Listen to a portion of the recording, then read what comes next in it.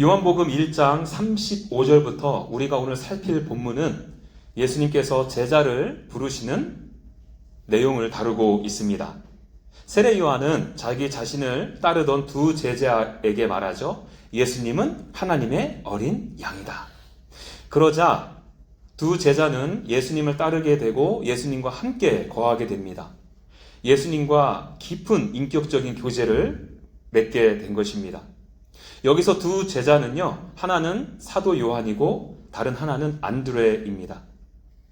안드레는 이 일을 경험하고 나서 자신의 형제인 베드로에게 메시아를 만났다 하면서 예수님을 소개하죠. 이에 베드로는 예수님께 나오게 되었고, 이런 베드로를 향해 예수님께서는 너가 장차 게바라 할 것이다, 이렇게 선언해 주시며 제자로 삼으시죠. 얼마 후에 예수님께서 십자가 사역을 완성하게 되면 베드로라 할 것인데 예수님께서는 지금 미리 그렇게 불러주신 것입니다. 그리고 그렇게 불러주신 이름처럼 반석, 게바 다 같은 말입니다. 베드로의 믿음 위에 교회를 세우시죠. 예수님께서 이렇게 베드로에게 일어날 미래의 일을 확정적으로 지금 말씀해 주시는 것입니다. 착한 일을 시작하시는 이가 이루시게 될 것을 지금 말해주고 있는 거예요. 이어서 우리가 함께 읽은 본문에서는 예수님께서 빌립을 만나셔서 나를 따르라 하시죠. 빌립은 안드레와 베드로와 같은 벳세다 사람입니다. 빌립은 어쩌면 안드레와 베드로부터 예수님에 대해 들었는지도 모르겠어요. 만일 들었다라면 예수님은 세상 죄를 짊어지고 가는 하나님의 어린 양이시다, 예수님은 그리스도 즉 메시아시다 라는 내용일 것입니다. 왜냐하면 안드레와 베드로가 이해한 예수님이 바로 그 예수님이었기 때문에 그렇죠. 그도 그럴 것이 여러분 45절에 보시면 빌립이 나다나엘을 찾아 이르되 모세가 율법에 기록하였고 여러 선지자가 기록한 그 일을 우리가 만났으니 요셉의 아들 나사렛 예수라, 이런 말씀이 있거든요. 이 말씀은 빌립이 나다나엘에게 찾아가서 예수님을 소개하는 말이에요. 자기 자신이 이해한 예수님을 전하지 않았겠습니까? 빌립은 예수님을 모세가 율법에 기록하신 분, 여러 선지자가 기록하신 메시아로 지금 이해하고 있잖아요. 안드레와 베드로가 이해한 예수님이 그러했고 그 말을 전해 들은 빌립도 예수님을 그렇게 이해한 것입니다. 저는 여기서 복음 전도의 특징을 하나 발견하게 되는데요. 복음은 이렇게 자연스럽게 전이가 된다는 사실입니다. 왜요? 전도 많이 하면 상 준다고 해서요? 또 제자 훈련과 전도 훈련 열심히 받아서 그렇게 했나요? 아니에요. 예수님이 누구신지에 대한 확신이 있으니까 그렇게 전하게 된다는 것입니다. 더군다나 사도 요한과 안드레는 예수님께 나아가서 함께 거하였다고 하잖아요. 예수님을 더욱 깊이 알아가면 알아갈수록 하나님의 사랑을 더욱 명확하게 깨달아지니까 그 사랑이 흐르고 흘러서 결국에는 내 자신에게 머무르지 아니하고 다른 영혼들에게 흘러가게 되는 것이죠. 빌립도 이런 마음의 동기가 되어서 나다나엘에게 예수님을 나누었을 것입니다. 빌립과 나다나엘이 어떤 관계에 있는지는 잘 모르겠어요. 그렇지만 적어도 귀중하고 소중한 것을 함께 나누고픈 사이 정도는 되었던 것 같아요. 왜냐하면 좀 전에 읽어드린 45절 말씀에 빌립이 나다나엘을 찾아라는 표현이 있거든요. 여기서 찾다라는 표현은 우연히 만난 그것을 가리키는 것이 아닙니다. 자기 자신의 명확한 의도와 목적을 가지고 찾아냈음을 의미하는 단어예요. 그런데 이 복음을 전해드린 나다나엘의 반응이 영 석연치가 않죠. 46절 초반절을 보세요. 나사렛에서 무슨 선한 것이 날 수 있느냐, 이렇게 대답을 합니다. 이스라엘 사람들은 갈릴리를 이방의 갈릴리라 부를 정도로 갈릴리를 굉장히 무시했습니다. 그런 갈릴리 중에서도 가장 이방적인 요소가 많았던 곳이 바로 나사렛이었어요. 왜 그런가 하면 여러분, 나사렛은 이방인이 많이 드나드는 교통의 중심지였고요. 또 그러다 보니까 이방 문화가 판을 치던 곳이었기 때문에 그렇습니다. 이러한 배경에서 나다나엘은 그런 나사렛에서 무슨 메시아가 날 수 있겠느냐 하고 예수님에 대해서 회의적으로 냉소적으로 지금 대답하고 있는 거예요. 그럴 일이 일어날 수 없다는 거죠. 이 이야기를 들은 빌립의 입장에서는 상처가 되었을 수도 있을 것입니다. 그럼에도 빌립은 뒤로 물러서지 아니하고 와보라 합니다. 어쩌면 우리 교회의 이름이 될 뻔도 했던 이 말씀이죠. 이 한마디는 짧지만 빌립이 예수님이 메시아라는 확신과 나다나엘을 향한 관심과 사랑이 가득 담긴 표현이라는 거예요. 그렇지 않겠습니까? 예수님에 대한 확신이 없었더라면 거절당하면서까지 와보라 이렇게 확신하찬 목소리로 할 수 없었을 것이고요. 또 나다나엘을 향한 간절함이 없었더라면 굳이 한번 거절당했으면 그거로 끝 와보라 할 필요가 없다는 거예요. 그리고 여러분 나다나엘도 참 재밌어요. 내키지 않으면 예수님께로 안 나오면 그만이지 않습니까? 그런데 예수님께 나옵니다. 사실 여러분 이게 우리의 말로 우리의 이성으로 풀어낼 수 없는 예수님의 부르심의 신비이며 능력인 것이죠. 내가 가지고 있는 이성과 합리, 내가 처한 상황과 환경을 고려할 때 도저히 예수님 앞에 나올 수 없는데도 나아가게 되었거든요. 예수님께서는 그런 나다나엘을 보시고 보라, 이는 참으로 이스라엘 사람이다. 그 속에 간사한 것이 없다. 이런 말씀을 하세요. 그러자 이 말씀을 들은 나다나엘은 어떻게 저를 아셨습니까? 하고 묻습니다. 그러자 예수님은 너를 부르기 전에 무화과 나무 아래 앉아 있을 때 보았다. 이렇게 대답을 하시죠. 그러자 나다나엘은 랍비여 당신은 하나님의 아들이시요 이스라엘의 임금이십니다. 라고 답을 해요. 예수님께 냉소적이고 회의적이었던 나다나엘이 갑자기 예수님이 하나님이심을 그리고 왕되심을 고백한 것입니다. 여러분 예수님께서 나다나엘을 제자로 부르시는 장면이 선뜻 이해가 되시나요? 물론 눈으로 읽는 건 그렇게 어렵지 않게 읽을 수 있어요. 그러나 이게 무슨 내용일까 하고 들여다보려고 하면 선뜻 이해가 되지 않는 것도 사실이라는 거예요. 그래서 여러분 오늘 본문을 피상적으로 읽게 되면 예수님께서 나다나엘을 참 이스라엘 사람이라 말씀해 주셨는데 그 이유는 그 속에 간사함이 없었기 때문이다 라고 읽혀질 수밖에 없습니다. 여러분 참 이스라엘 사람이라는 표현은요 하나님의 언약 백성을 의미하거든요. 다시 말해서 하나님의 구원받은 백성이 되는 근거가 어떻게 돼요? 그렇게 되면 간사함이 없어서. 여러분 이것은요 우리가 알고 있었던 구원 교리와는 거리가 멀죠. 그 속에 간사한 것이 없기 때문이다. 이것을 영어로 보니까 There is nothing false라고 번역했거든요. 거짓이 없었다라는 거예요. 이 세상에 거짓 없는 인생이 어디 있겠습니까? 그럼에도 하나님의 은혜로 하나님의 백성이 되는 것이죠. 또 우리를 당혹스럽게 하는 것이 무엇이냐? 네가 무화과 나무 아래에 있을 때 보았노라. 이 말씀에 나다나엘이 당신은 하나님의 아들이십니다. 왕이십니다. 이렇게 고백했다는 거예요. 이건 또 무슨 의미냐는 것이죠. 이스라엘이 포함된 중동 지역의 무화과 나무는 크기가 무려 5m, 그리고 가지는 8m로 사방이 퍼져서 그늘을 넓게 만들었다고 합니다.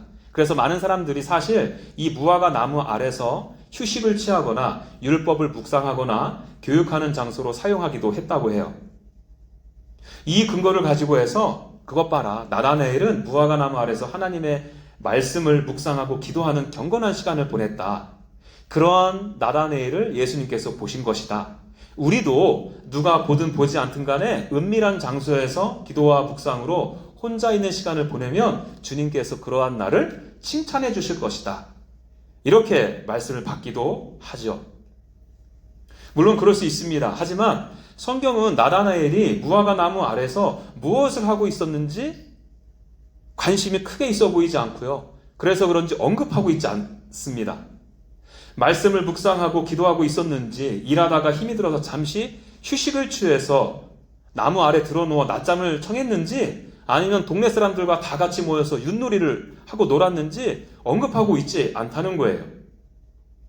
50보 100보 양보해서요, 설령 무화과 나무 아래에서 말씀을 묵상하고 기도했다고 치죠. 여러분, 그렇다고 해서 어떻게 이것이 메시아를 고백하게 만드는 근거가 될 수 있겠냐는 거예요. 제가 미연이에게, 미연아, 나는 네가 매일매일 교회에 와서 성경을 읽고 묵상하는 것을 보았어. 그럴 일은 없지만, 예를 들어서 여러분, 이 말을 듣고 미연이가 저에게 어유 목사님, 당신은 하나님의 아들이요? 이스라엘의 임금입니다 하고 말한 것과 크게 다르지 않다는 거예요. 물론 저와 예수님이 가지는 권위는 감히 비교할 수 없죠. 제가 말씀드리고자 하는 것은 무엇이냐면, 사실로 드러나지 않는 내용을 가지고 지나친 단순화를 시켜서는 안 된다는 거예요. 성급한 일반화의 문제점을 지금 말씀드리고 싶은 것입니다. 그리고 여러분, 더 큰 문제는 이런 해석들은 본문인 51절과 도무지 연결이 되지 않습니다. 51절 말씀은 어떻게 나오게 됐느냐? 50절에서 예수님께서 믿느냐에 대한 질문에 대한 답으로 그 믿음의 대상이 어떤 분이신지를 말씀해 주시고 있거든요. 그런데 지금 흠이 없다. 흠이 없어서 그렇다. 말씀을 묵상하고 기도했기 때문에 하나님께서 선하다 말씀해 주셨다. 이것과는 지금 거리가 멀지 않습니까? 인간의 행위에 근거한 지금 표현을 하고 있지 않습니까? 그렇다면 여러분, 우리는 이 본문을 어떻게 바라봐야 하냐는 거예요. 제가 보기에는 오늘 본문도 성경적 용례를 살펴봄으로써 그 의미를 찾아보는 게 중요해 보입니다. 물론 여러분, 성경을 해석할 때 모든 본문을 성경적 용례에서 찾는 것이 정답이라고 말할 수는 없어요. 그러나 적어도 오늘 본문은 성경적 용례들을 살피면 좀 전에 소개해드렸던 해석보다는 훨씬 저자의 의도에 가깝게 도달할 수 있다고 저는 그렇게 생각을 한다는 거죠. 그래서 여러분, 먼저 저는 여러분들과 함께 참으로 이스라엘 사람이라 그 속에 간사한 것이 없다. 이 성경적 용례를 함께 생각해 보려고 그래요. 여러분, 한번 상상력 그리고 생각을 해보세요. 여러분들이 오늘 본문을 읽으셨을 때 이스라엘 간사함이라는 표현을 들으셨을 때 생각나는 구약의 인물이 없으셨나요? 예, 이 표현은 여러분, 우리가 익히 알고 있는 야곱을 직접적으로 가리키는 표현이에요. 야곱이라는 단어는 뒤꿈치를 잡은 자, 속이는 자, 간사한 자를 의미합니다. 이름처럼 야곱은 형 에서의 뒤꿈치를 잡고 태어났습니다. 간사하게 팥죽으로 형의 장자권을 사기도 했고요. 자신의 어머니와 짜고서 아버지를 속여서 장자의 축복을 받아내기도 했죠. 그렇게 여러분, 야곱은 야곱의 이름처럼 야곱스러운 삶을 살다가 인생에 있어서 큰 변곡점을 만나게 되는데요. 그 사건은 바로 야복강가에서 하나님과 씨름한 사건입니다. 하나님과 밤새도록 씨름하는 가운데 자기 자신에게 있었던 야곱스러움이 폐차장에 던져진 차처럼 야복강가에 던져지게 되었어요. 그리고는 하나님으로부터 새 이름을 받게 되죠. 그 이름이 바로 무엇이냐? 이스라엘. 내 이름을 다시는 야곱이라 부를 것이 아니요 이스라엘이라 부를 것이니. 여러분, 야곱에는 이렇게 두 가지 모습이 있었다는 거예요. 하나는 그가 이스라엘의 이름을 얻기 전에 옛 야곱의 모습으로의 간사한 모습. 이스라엘이라는 이름 얻고 난 후에 영광스러운 모습으로의 새 야곱이 그의 모습이었다는 것입니다. 예수님께서는 지금 이 야곱의 두 모습을 보여주시면서 나다나엘에게 말씀하시는 거예요. 너는 진짜 이스라엘이다. 너는 야곱이긴 한데 간사함이 없는 야곱이다. 이렇게 선언해 주신 것입니다. 여러분, 좀 전에도 말씀드렸던 것처럼 이 말씀은 나다나엘에게 간사한 것이 없어서 참 이스라엘이 되었다라는 말이 아니죠. 하나님이신 예수님과의 만남으로 그의 존재 자체가 변화된 것을 의미합니다. 야곱이 하나님의 얼굴을 대면한 후 전 인격의 변화를 가져온 것과 같습니다. 예수님께서 베드로에게 너가 장차 게바라, 베드로라 하리라고 선언해 주신 말씀과 맥을 같이 하는 거예요. 자, 이번에는 무화과 나무 아래에 있을 때 보았다. 이 표현의 성경적 용례를 살피겠습니다.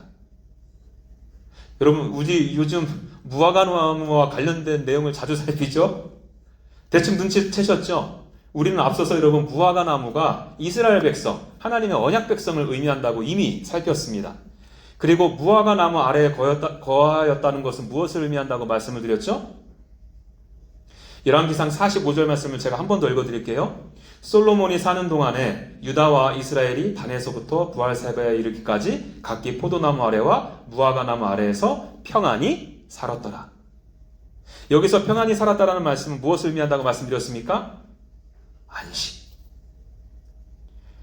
하나님 안에서 누리는 참된 안식을 의미해요. 이스라엘 백성들이 지금 그러한 존재가 되었다는 것입니다. 여러분, 우리야 성경에서 무화과 나무가 무엇을 의미하는지 일일이 찾아보고 나서 그제서야 그런가 보다 인정하는 수준이 될 수밖에 없죠. 그렇지만 구약 성경에 능통한 이스라엘 사람들은 척하면 척이죠. 무화과 나무가 가진 의미를 쉽게 알고 있었을 거예요. 그리고 당연히 야곱의 이야기도 마찬가지고요. 여러분, 나다나엘은 이러한 배경 지식이 있었기 때문에 예수님께서 하신 말씀, 너는 참 이스라엘이다, 간사함이 빠진 야곱이다, 이 말씀을 하셨을 때 어떻게 저를 아셨습니까? 하고 질문할 수 있었던 것입니다. 그리고 내가 너를 참 이스라엘로 부르는 이유는 내가 무화과 나무 아래 있는 자이기 때문이다. 너는 나로 인해 참 평안을 누릴 것이다.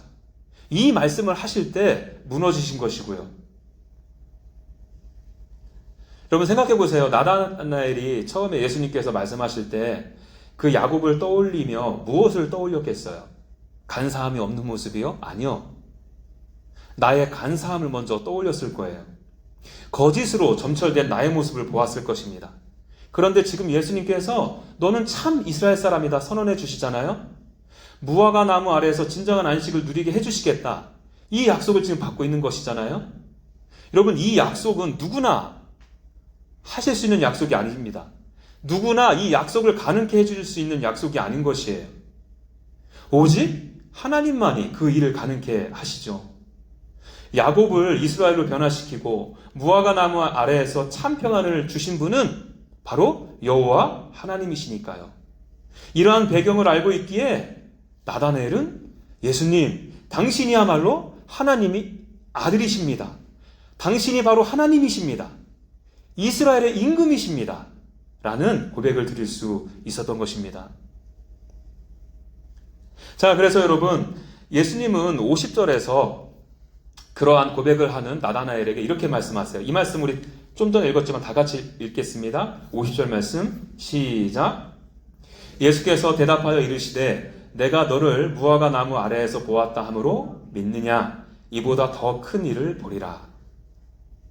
여러분, 이 말씀은 나다나엘아, 내가 너에게 참으로 이스라엘 사람이다, 무화과 나무 아래에서 보았다 하였다는 말을 용케 이해했구나. 그래, 맞다. 내가 바로 그런 존재다. 그러나 너는 이것보다 더 큰 일을 보게 될 것이다. 이렇게 말씀하시는 거예요. 여기서 말씀하시는 더 큰 일은 과연 무엇을 의미할까요? 여러분, 51절에 그 답이 있는데요. 이 51절 말씀은요, 예수님께서 나다나엘을 참 이스라엘 사람이다, 야곱의 간사함이 빠진 야곱이다 하고 선언하시게 된 근거가 되는 말씀이에요. 하나님 은혜 아래서 참 안식을 누리게 된다는 약속의 실체이기도 하죠. 51절 말씀 다 같이 읽습니다. 시작. 또 이르시되 진실로 진실로 너에게 이르노니 하늘이 열리고 하나님의 사자들이 인자 위에 오르락내리락 하는 것을 보리라 하시니라. 여러분, 여기 보시면 이 약속을 주시는 예수님의 마음을 헤아릴 수 있는 표현이 있습니다. 바로 진실로 진실로라는 표현이에요. 한글로 번역하면 아멘, 아멘입니다. 그렇게 될 것이다 라는 믿음과 확신, 확정의 표현인 것이죠. 공관복음에서는 보통 예수님께서 말씀하신 것을 인용하실 때 진실로, 아멘 이 표현을 한 번씩만 썼어요. 그런데 요한복음에서는 이렇게 진실로, 진실로, 아멘, 아멘 두 번씩 사용하고 있습니다. 사도 요한만이 가지는 독특한 어법이라는 거예요. 여러분들도 잘 아시다시피 예수님은 진리이시죠. 그렇기 때문에 사실 진실로라는 단어를 굳이 사용하실 필요가 없으세요. 우리야 뭐 입만 열면 하는 게 거짓말이니까 아이 정말이야, 이게 거짓이면 내 손에 장을 지질게 하고 내 자신의 진실됨을 강조하려 이런 표현들을 쓰지 않습니까? 그러나 예수님은 이런 표현을 쓰실 필요가 없으시다는 거예요. 그럼에도 불구하고 한 번도 아니고 지금 두 번이나 이 표현을 사용했다는 것은 무엇을 의미하겠냐는 것입니다. 이 약속의 말씀을 얼마나 중요하게 여기시는지, 그리고 이 약속을 반드시 이루시겠다는 예수님의 의지의 표현 아니겠습니까? 그렇다면 여러분, 그런 마음과 의지를 담으셔서 말씀하신 그 큰 일이 무엇일까요? 그것은 하나님의 사자들이 인자 위에 오르락내리락 하는 것을 보는 것입니다. 예수님께서 하신 이 말씀은 창세기에서 야곱의 이야기에서 있었던 일을 인용하신 거예요. 창세기 28장 11절에서 12절 제가 읽어드리죠. 한 곳에 이르러는 해가 진지라 거기서 유숙하려고 그곳에 한 돌을 가져다가 베개로 삼고 거기 누워 자더니 꿈에서 본즉 사닥다리가 땅 위에 서 있는데 그 꼭대기가 하늘에 닿았고 또 본즉 하나님의 사자들이 그 위에서 오르락 내리락 하고. 예수님께서는 지금 야곱의 이야기를 가지고 와서 51절에서 말씀하시고 있는 거예요. 여러분, 이 표현도 보면 예수님께서 나다나엘을 부르시는 장면이 야곱과 아주 관계가 깊다는 것을 우리가 또 눈치챌 수 있는 거예요. 참으로 이스라엘 사람이다, 간사한 것이 없다 하신 이 말씀이 더욱 야곱에서 근거했다는 것에 더 신빙성을 주게 되는 것입니다. 그렇죠, 여러분? 야곱의 사닥다리의 환상을 본 사건이, 여러분들은 그것이 무엇을 의미하는지 이미 잘 아실 것이에요. 야곱이 희미하게 예수 그리스도를 만난 사건입니다. 이 사닥다리는 땅과 하늘을 잇는 사닥다리였죠. 하늘에서는 여호와 하나님이 위엄차게 서 계시고요. 그리고 그 사닥다리 위를 천사들이 오르락내리락 하는 모습을 보는 환상이잖아요. 천사는 하나님의 뜻을 전하는 메신저의 역할을 감당했습니다. 무슨 말입니까? 하늘에서 이루어지고 있는 하나님의 뜻이 사닥다리를 통해 이 땅에서도 이루어지고 있음을 보여주는 거죠. 그리고 그 일을 예수님께서 하시는 것이고요. 여러분, 이러한 일을 감당하시는 예수님을 가리켜서 사도 요한은 인자라는 표현을 썼어요. 영어로는 The Son of Man이라고 표현했습니다. 번역하면 사람의 아들이라 이렇게 말할 수 있습니다. 여러분, 그래서 그런지 도울 김용옥 교수 아시잖아요? 이분은요, 인자에 대한 심각한 오해를 갖고 있습니다. 이분이 요한복음을 강의한 책이 있는 거 아시나요? 그 책에서 이분이 인자에 대해서 어떻게 해석하는지 들어보시겠습니까? 그분의 표현 그대로 제가 읽어드릴 테니까 표현이 다소 거칠더라도 용서해 주세요. 예수님이 인자라고 표현한 것은 다름 아닌 나는 사람 새끼다 라고 말한 것이다. 이렇게 말했어요. 여러분, 예수님은 정말 자기 자신을 이렇게 인본주의적으로 낮추기 위해서 인자라고 말씀하셨을까요? 아니, 이분이 뭘 잘 모르고 하시는 말씀이죠. 구약에서 인자라는 표현은 하나님의 신성, 예수님의 신성을 강조하는 표현이거든요. 다니엘서 7장 13절 말씀 읽어드립니다. 내가 또 밤 환상 중에 보니 인자 같은 이가 하늘 구름을 타고 와서 옛적부터 항상 계신 이에게 나아가 그 앞으로 인도되매. 이 말씀은 다니엘이 환상을 본 내용이잖아요. 인자 같은 이가 하늘 구름을 타고 옵니다. 여러분, 사람 새끼가 하늘 구름을 탈 수 있겠어요?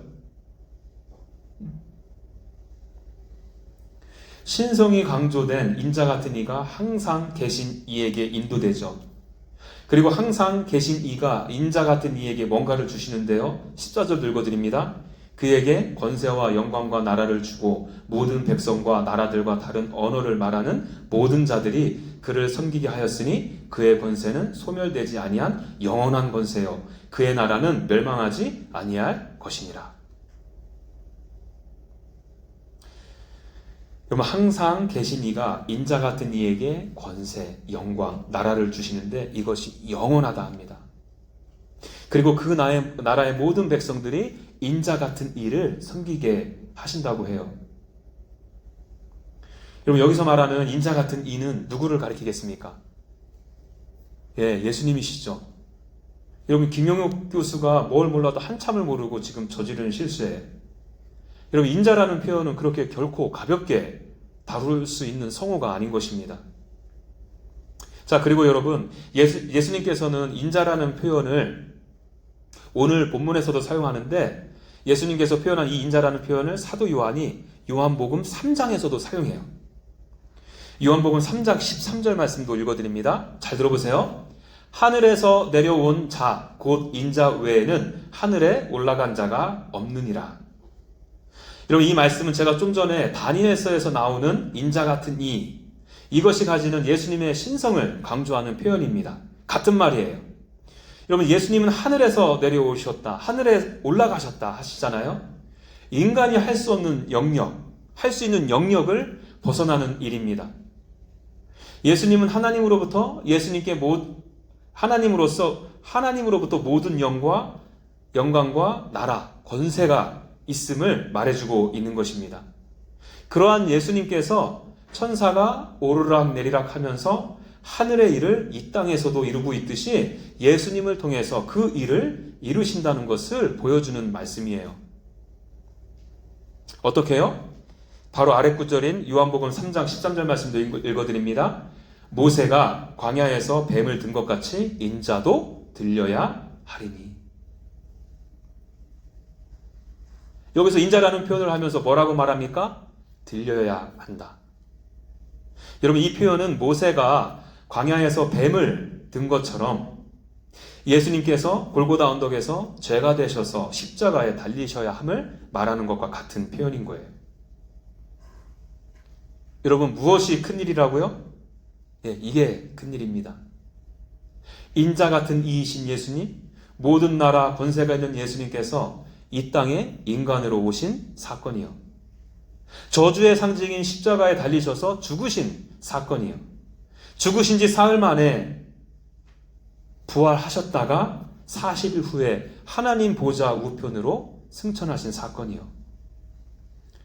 여러분, 이 사건, 이 큰 일을 통해 하나님의 뜻을 이 땅에 가져오셨고 땅의 죄를 죽이심으로 하나님의 뜻을 우리 주님께서 이루셨다는 거예요. 그리고 그 믿음의 눈이 열려서 이 큰 일을 보게 될 때 비로소 참 이스라엘이 되는 것입니다. 야곱스러움이 빠진 참 야곱이 되는 존재적 변화를 가져오게 되는 것입니다. 이게 나다나엘에게 있어서 얼마나 큰 일인지 모릅니다. 여러분, 이것보다 더 큰 일이 있을 수 있을까요? 그리고 여러분, 이 큰 일은 저와 여러분들에게도 동일하게 적용되죠. 당연히 우리에게도 이것이 큰 일이 되어야 할 것입니다.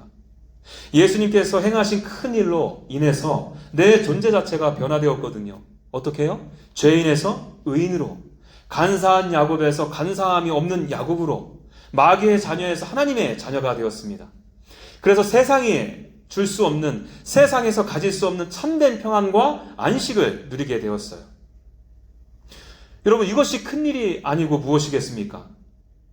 우주이시자 우주의 본체이신 예수님께서, 그 크신 예수님께서 작디 작고 좁디 좁으며 악하디 악한, 부패할 대로 부패한 내 마음 가운데로 오심으로 우리 몸을 성소 삼아 주신 것이 얼마나 큰 일이겠냐고요. 그렇게 크신 분이 스스로를 제한하셔서 지금 내 안에 나와 함께 하시고요, 나를 지키시고 보호하시는 것이 얼마나 큰 일이겠냐고요. 예수님께서 다시 오실 때 완전한 하나님의 나라가 이 땅에 임하고 나를 사랑하시고 내가 사랑하신 하나님과 영원히 함께 한다는 이 놀라운 사실이, 또 그 일을 이루신 그 일이 얼마나 큰 일이냐는 것입니다.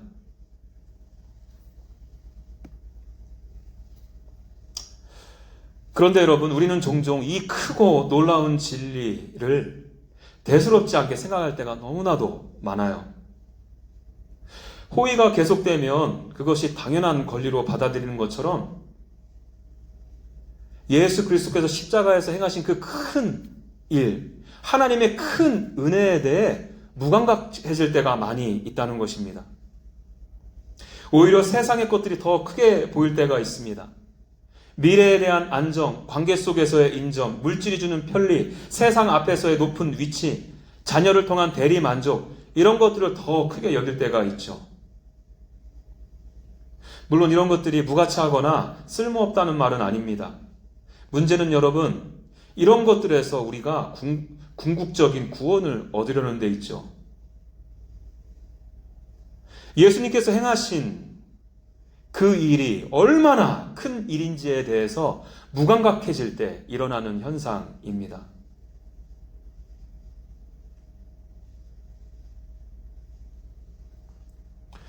여러분, 저는 이 말씀을 통해서 저와 여러분들이 아멘, 아멘, 너희가 그 큰 일을 보리라 하시고 예수님께서 감당하신 그 위대한 사역을 통해 저와 여러분들도 아멘, 아멘, 주님, 제가 큰 일을 보았습니다.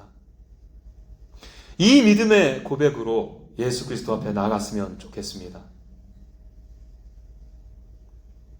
그 크신 일을 행하신 예수님께 감사와 영광을 돌려드리기를 소망하고요. 그 크신 예수님만을 자랑하는 저와 여러분, 우리 교회가 되기를 바랍니다. 그 크신 일을 행하신 예수님을 사랑하고 그 사랑에 근거해서